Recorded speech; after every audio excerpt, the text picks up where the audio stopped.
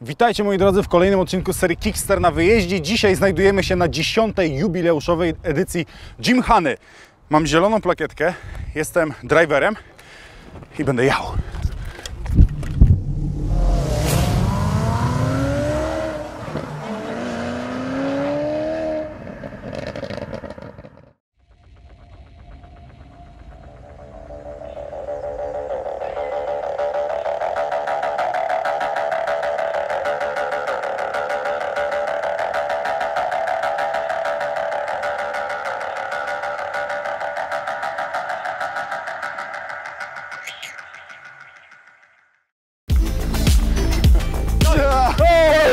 Jest, jaki ty jesteś duży. To jest właśnie Marcin Wicik, jedyny Polak, który startuje w klasie AWD, czyli 4x4, tym właśnie Focusem RX. Gymkhana great. On nas oprowadzi, on nas wszędzie wprowadzi, bo on wszystkich zna, jego wszyscy znają. Wy jeszcze go nie znacie, ale go poznacie. Idziemy.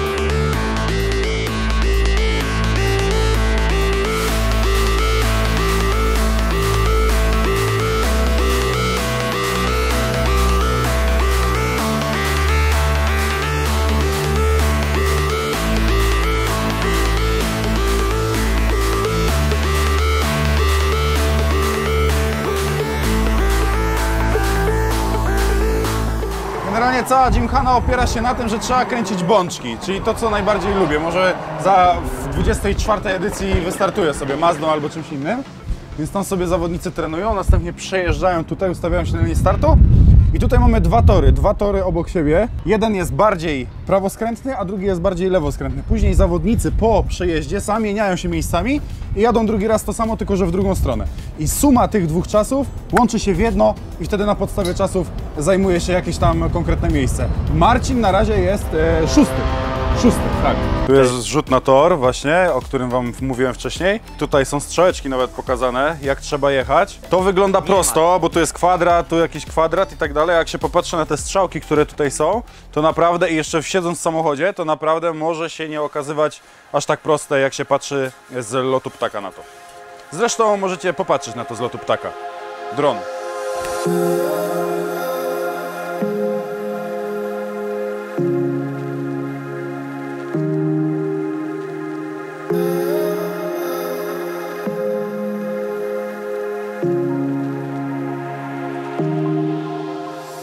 Tutaj mamy czasy, sumę czasów w lewo i w prawo, tak jak wam tłumaczyłem. Suma tych dwóch czasów to jest 3:34, to jest czas Marcina, on dał mu 6.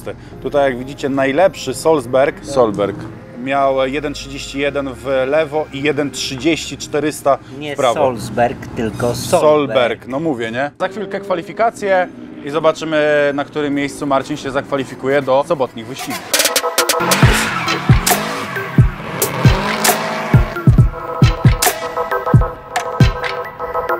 Daigo Saito, to jest jego samochód, zobaczcie. To jest nowa Supra przerobiona do driftu. Zobaczcie, jak ona wygląda. Mózg po prostu... Sama w sobie nowa Supra jest zwykła, a tutaj jest przerobiona do driftu. Zobaczcie, jak ona wygląda.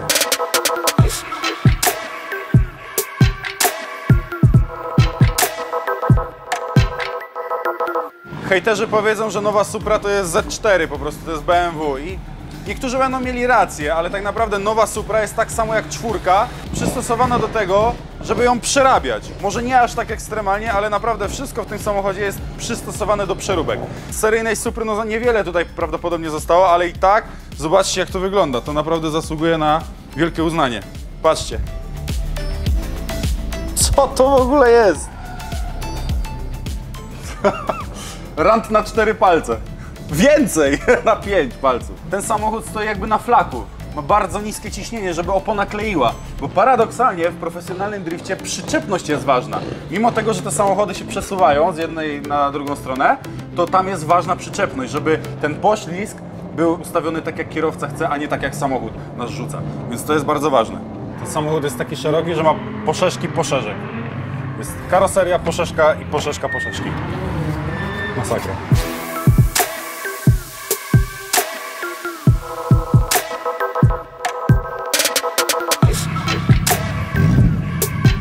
Na Gymkhanie mamy też papieża wybieranie. Mamy jakiegoś mechanika na pokładzie?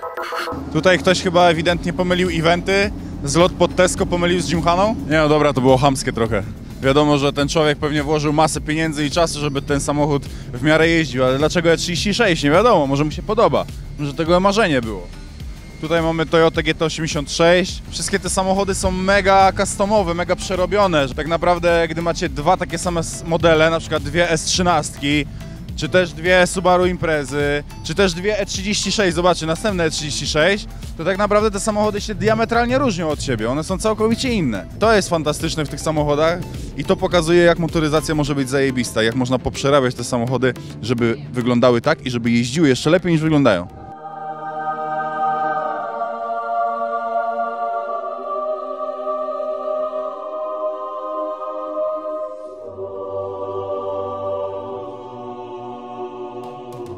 Znalazłem zajebisty samochód MX-5. Zobaczcie, jak ta MX-5 wygląda. To jest coś niezwykłego po prostu. To nie jest zwykły kabriolet, to nie jest zwykły Roadster, tylko zobaczcie, jak ona jest przerobiona. On ma nie tylko przerobiony przód, bo to jest poliw trochę, taki poprzerabiany, ale zobaczcie, jaką ma linię dachu, jakie poszerzenia z tyłu. Chyba się zakochałem, naprawdę. Ale jest fantastyczne auto i to jest przerobiony samochód. To jest tak naprawdę auto, które jeździ tutaj na czas. Nie wiem, czy driftuje, czy bardziej na czas, ale sądząc po oponach, to bardziej na czas jeździ. A zobaczcie, jak ono wygląda. Nie wygląda jak jakiś gruz polepiony. Po prostu jest pięknym samochodem. Coś niezwykłego. W ogóle... Widzicie, jak to wygląda?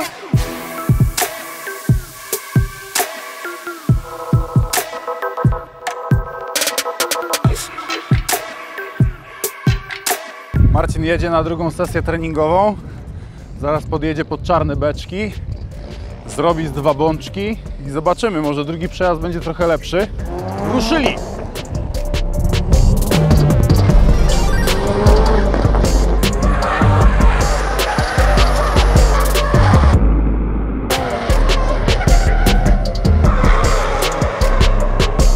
Z tego co widzę, to Marcin za dużo nie ujechał, bo zjeżdża.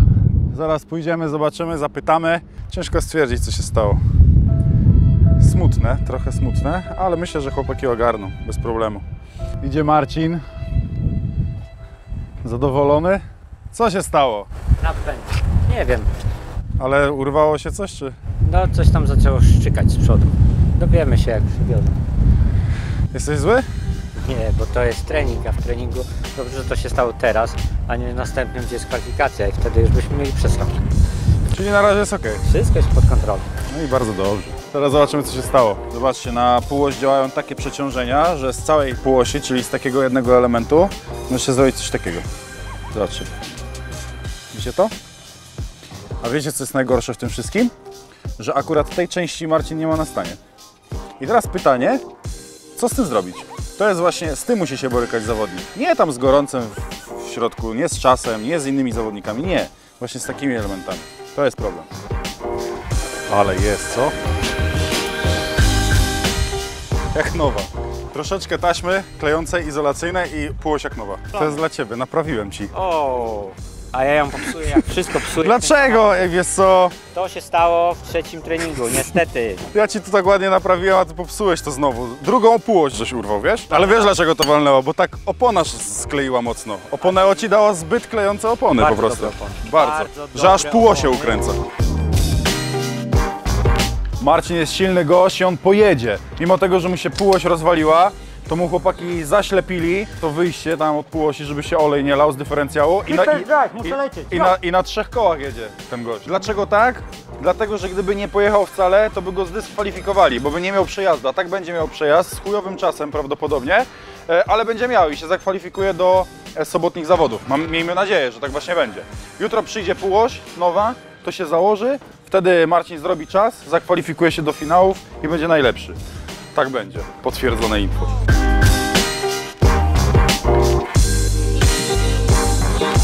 Gymkhana to jest seria filmów, którą wymyślił Ken Block. Zaczął ją promować, zaczął jeździć na początku Subaru, później wsiadł w Fiestę, później jeździł Focusem, później zrobił Hunitraka i jakby Gymkhana potrzebowała odbicia w realu. I Ken wymyślił Gymkhana Grid. Jak ktoś nie ma takiego zmysłu, wiecie, poruszania się w takich słupkach, beczkach, basenach, jak tu są, to sobie nie poradzi. I jest to na tyle fajne, że jest to w jednym miejscu, widać wszystko i ten kto przyjeżdża pierwszy, ten wygrywa. Jesteśmy tu dzięki Oponeo, po części. Darek Topoleski, szacun. Czym jeździsz?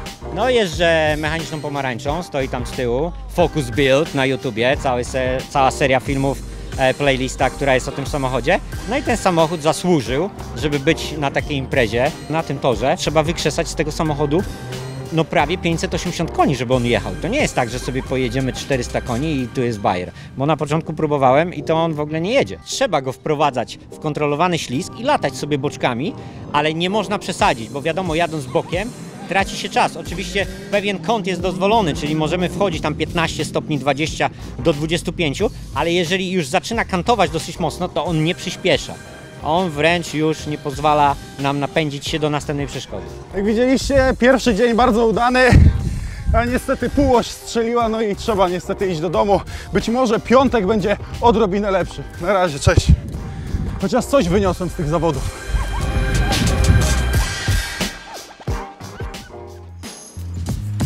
Zaczynamy. Dzisiaj dzień drugi.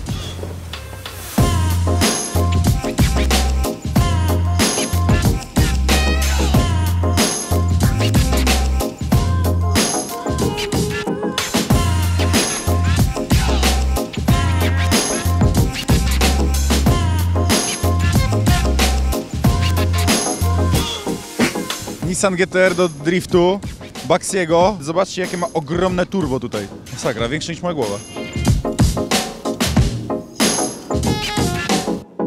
Cześć. Cześć. Siemanko. Wiesz co, pierwszy raz jakby jestem na tego typu imprezie. No Gymkhana to jest zupełnie jednak co innego niż drift, który uprawiam, można powiedzieć, zawodowo. Zupełnie nowe doświadczenie, już jesteśmy 100% mądrzejsi po tych treningach, które odbyliśmy. Generalnie jest tak, że nie zakwalifikowałem się do walki w głównej jakby Gymkhanie, niestety ten czas był za słaby. Organizatorzy wybrali mnie do Smogger Style, czyli walki na styl. Jednak opłacało się lecieć bokiem. Czym zrobisz show? Czym jeździsz? To jest mój Nissan Skyline R34, kompletnie przez nas przebudowany, body GT-R, zmieniony silnik na LS3, czyli amerykańskie serce V8, 550 koni, 700 parę newtonometrów. Generalnie tak, lewa noga na kierownicy i tutaj prowadzę kręcąc kierownicą w ten sposób. Prawa noga to jest gaz, hamulec i jeszcze tutaj ręczny. Prawym barkiem tutaj zmieniam biegi. Aha. To jest shifter, który steruje automatyczną skrzynią biegów, więc zmieniam bieg do przodu, do tyłu też bardzo szybko. A czyli z tyłu też masz. Tak, z tyłu też jest łopatka i tutaj mogę redukować. Wszystkie pozostałe tutaj elementy, przyciski są tak ułożone, żeby były wygodnie dla mnie. No w zasadzie można powiedzieć, że na pierwszy rzut oka to auto się nie różni wiele od innych. No i reszta, no to już mój skill, żeby to wszystko ogarnąć. Super, to wielkie dzięki za wywiad. Teraz swoją sesję treningową ma Kuba Przygoński. Postaramy się po tym przejeździe z nim chwilkę porozmawiać. Mam nadzieję, że znajdzie chwilkę czasu. Zobaczcie, zaraz będzie startować. Toyota GT86.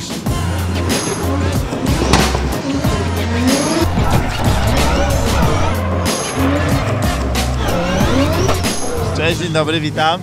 Powiedz mi, bo to tutaj się nie jeździ na driftem, tutaj się jeździ na czas. Jak to wpływa na twój styl jazdy? Jest lepiej, gorzej? Na pewno nasze samochody driftowe, czy mój samochód jest tak stworzony, że on chce jechać cały czas w uślizgu i po prostu tak się też nim łatwiej jedzie, więc nie jest stworzony do tego, żeby jechać na czas i na wprost, ale trochę zmieniliśmy ustawienia i już jest lepiej, na pewno nie jest źle, a postaramy się tutaj na finały mieć jeszcze szybszy samochód. Mamy tu Toyota GT86, samochód ma 850 koni mocy plus 150 koni nitro, więc potężna jednostka, 3-litrowy silnik na jednej turbosprężarce. Czego to jest silnik? To jest Toyota Supra 2JZ, stary silnik, można powiedzieć stara konstrukcja silnika, ale bardzo mocna. Samochód waży 1150 kg, więc jest przy tej mocy bardzo lekki. No i wszystko jest stworzone po to, żeby był szybszy, jak najszybszy tak naprawdę w drifcie. Przepraszam, kiedy motoznawca? Ja słyszałem, że regularnie. Dlaczego, powiedz, nie jedziesz, nie bierzesz udziału w Gymkhanie? Mogła być taka opcja, że mój tata uznał, że mail od Monstera to jest jakiś spam po prostu. Także jeden z najlepszych zawodników w Polsce, naprawdę, bo to jest Jasik Borawski, to jest najmłodszy w ogóle zawodnik, który jeździ w drifcie ze starymi prykami. Z Chybkim na przykład jeździsz, nie? No jeździliśmy, miałem okazję jeździć na jednych zawodach. Nawet wujek Grzesiu mi pokiereszował mój zderzak tylny. Wujek Grzesiu! Pozdrawiamy wujka Grzesia! Pozdrawiamy. Mamy cały czas tego Nissana, który ma te 650 koni i 900 Nm, ale chcemy go sprzedać i w sumie na razie nie wiemy co dalej. Może Mazda MX-5 chcesz kupić? O, super pomysł. To możemy się wymienić w ogóle. Ale widzisz, bo posturą byśmy pasowali, wiesz, ja do MX-5 nie za bardzo nie pasuję, ty bardziej... Ale no właśnie, myślę, że to byłby dobry pomysł. No super, więc tak właśnie tutaj się stała wymiana bardzo dobra, tylko dla której ze stron. Napiszę do twojego taty, może mnie nie potraktuje jako spam.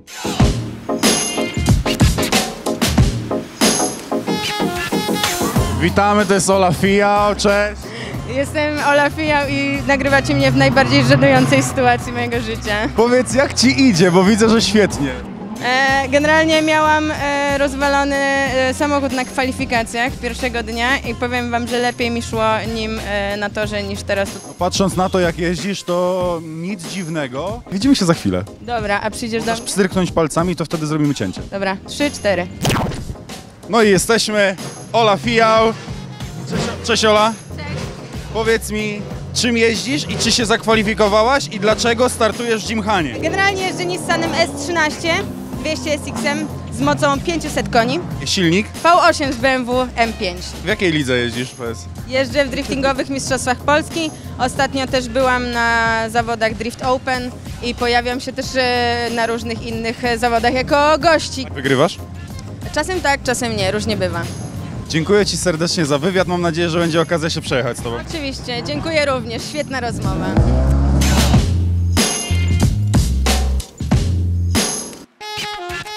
Wcześniej sesję treningową miały samochody z napędem na tylną oś, teraz z napędem na 4 koła. Sesja treningowa i ustawia się już naprawiony Focus RX. Półoś jest nowa. Naprawiona? Pasowa? No nie, twoja taśma nie wytrzymała, musieliśmy zamówić ze Szwecji prawdziwą. To jest sesja treningowa tylko? To jest free practice, czyli jeździ kto chce i kto może. Ja już mogę i chcę.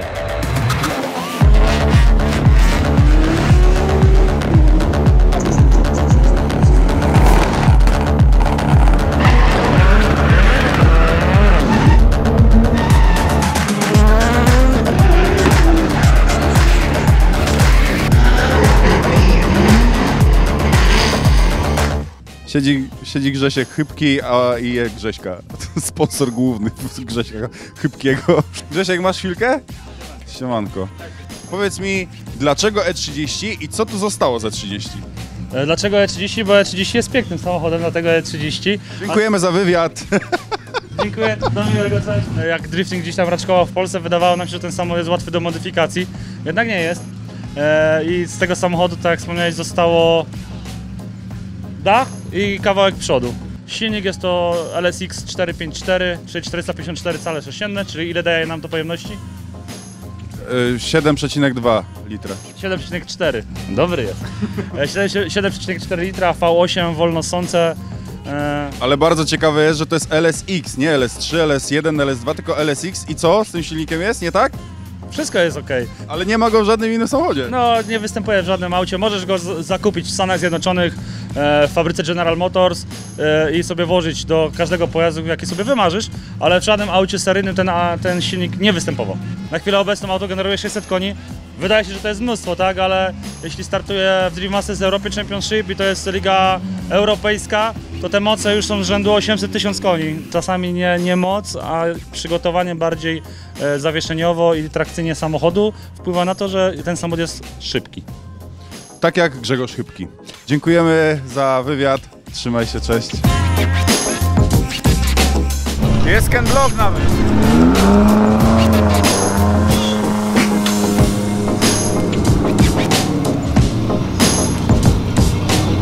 Sam Ken Block właśnie przed chwilą przejechał.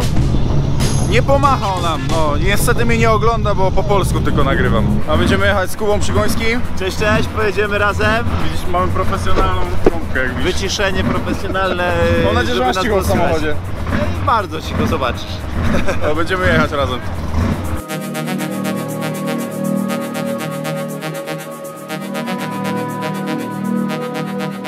Zobaczymy, jak sobie Toyota GT86 radzi z Kubą za kierownicą. Na pewno będzie szybko i głośno. Na pewno.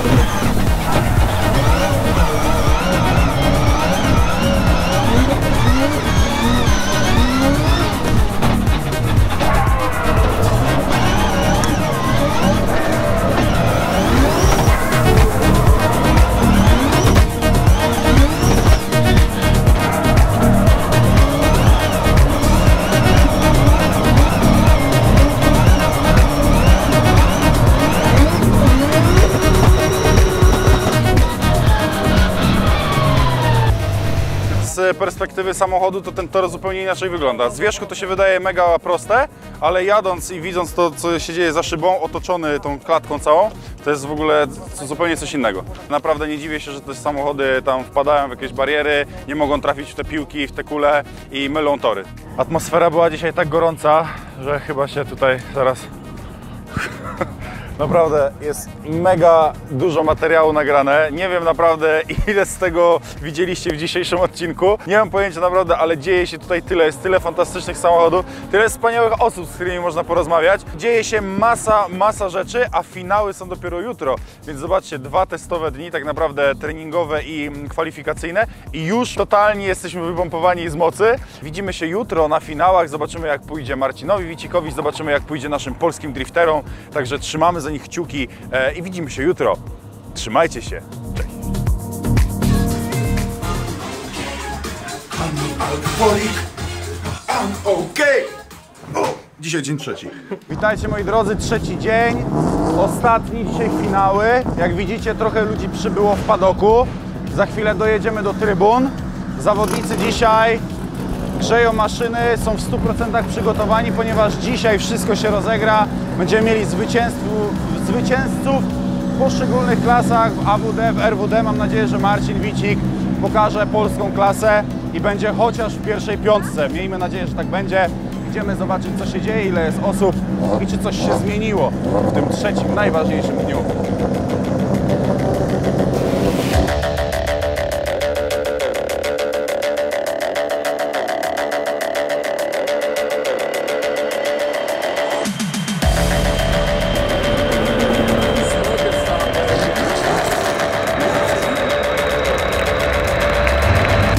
Dzisiaj jest konkurencja, która się nazywa Show and Smoke. Kierowcy nie jeżdżą na czas, tylko jeżdżą najbardziej efektownie, nie najbardziej efektywnie, tylko najbardziej efektownie, żeby była kupa dymu, żeby ludzie byli zadowoleni. Na razie jest mała przerwa techniczna, ponieważ jeden samochód się rozpadł. Baxiego Nissan GT-R, no niestety umarł jak to Nissan. Jest krótka przerwa techniczna i po tym zawodnicy znowu startują. Po 18 godzinie zaczynają się już zawody na czas.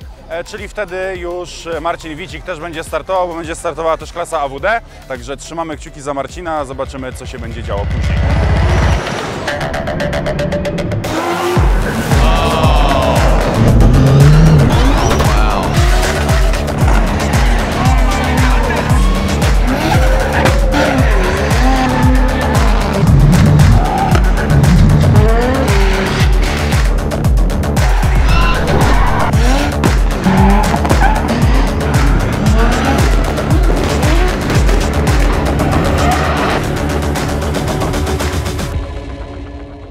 Przeszedłeś dalej? Nie, Dlaczego? bo pomyliłem tor. Co zrobiłeś?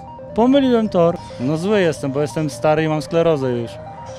Masz dopiero 35 lat, są starsi od ciebie. No ale mam sklerozę, widać, bo zgubiłem się. Marcin Wicik jest starszy od ciebie troszkę. O 2 lata. Nie, troszkę on już pachnie świerkiem, nie? Ford RX zbudowany przez Marcina będzie się ścigał z miniaczem. I teraz zrobiłem ten ruch specjalnie, bo wbiłem tutaj gwóźdź, żeby wygrał Marcin. To jest ten moment, nie? Jedziemy top 16. To jest finał Gymkhana Grid 2019. Kciuk szczęśliwości, to jest, który trzymamy za ciebie po prostu kciuki.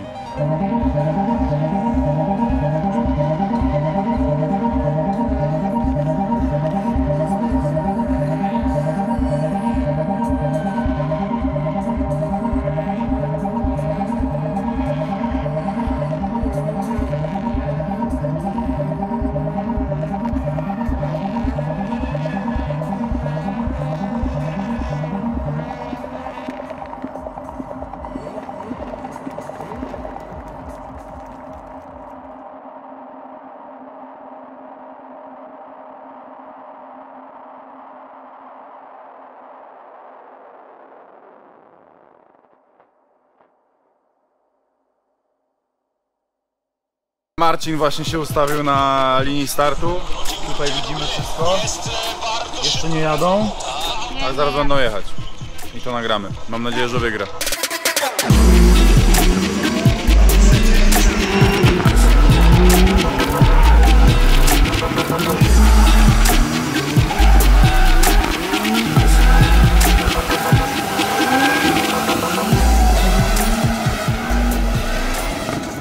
Niestety przegrał Marcin.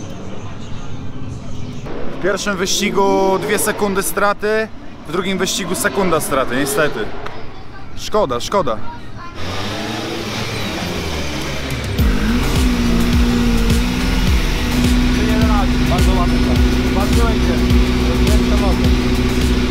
Trafiliśmy na kozaka i trafiliśmy też na co? Na beczkę trafiliśmy. O, tu, niestety, tak się to zrobiło. Widzicie? Zdarza się najlepszy.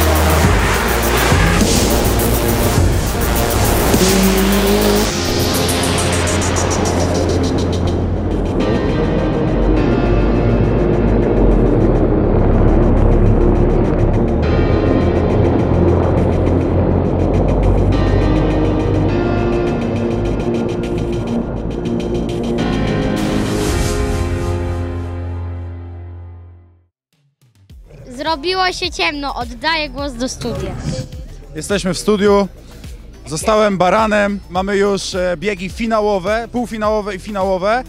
I zgadnijcie, kto będzie jechał w finale. Na pewno nie Marcin, ale jedzie jeden Polak, Paweł Korpuliński. Jako jedyny Polak dostał się do półfinału w klasie tylnonapędowej, a w finale oczywiście będzie w klasie czteronapędowej jechał Peter Solberg. Jeszcze nie wiemy z kim, ale zaraz się dowiemy. Możliwe, że z synem, że walka pokoleń będzie. Całkiem jest to prawdopodobne. Także startujemy!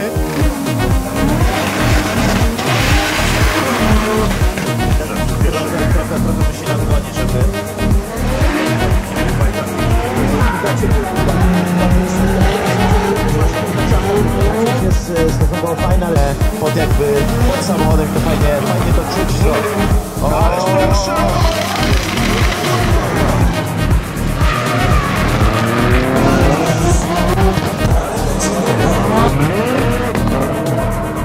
Supra umarła, niestety się zepsuła. No niestety Saito zrezygnował. To znaczy, że w finale będzie jechał Korpuliński. Czyli jeden Polak, który się ostał, w finale będzie jechał. Z jednej strony sercem przy Korpulińskim, bo jednak Polak, a z drugiej strony Mazda MX-5. Zobaczcie, jaki potencjał drzemie w tym samochodzie. To ma 220 koni.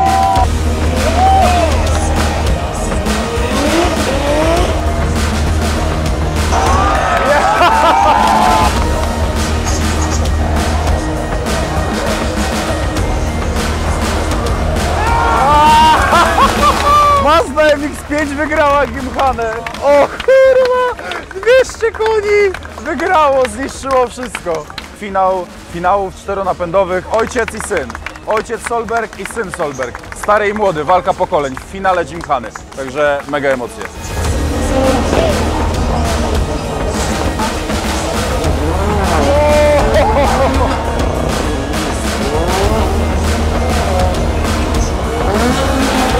Czyli jednak stary wygrał. Zobaczymy, jak w lewą stronę sobie młody poradzi.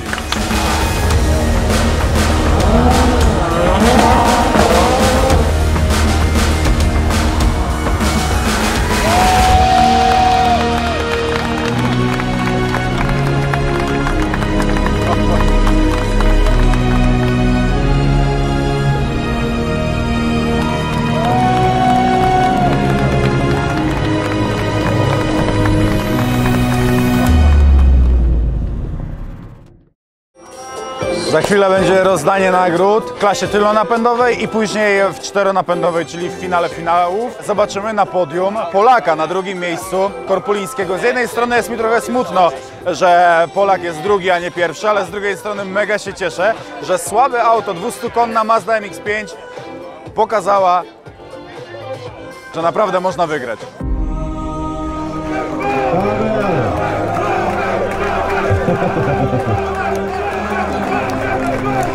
Francis Suchet,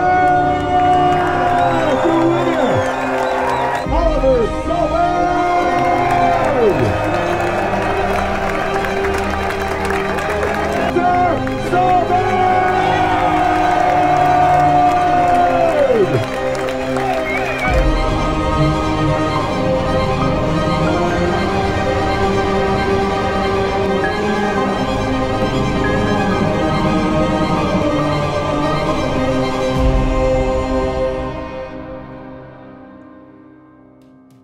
Także 10. edycja Gymkhany, bo podobno się mówi Gymkhana, a nie Gymkhana, więc przez cały odcinek mówiłem to źle.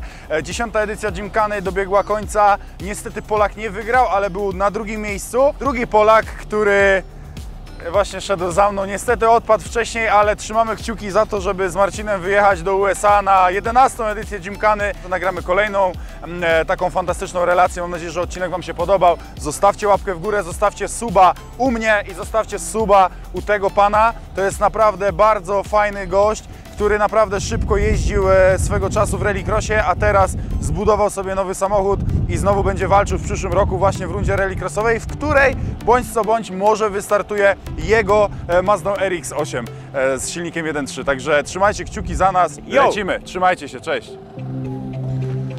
To pora wracać do Torunia.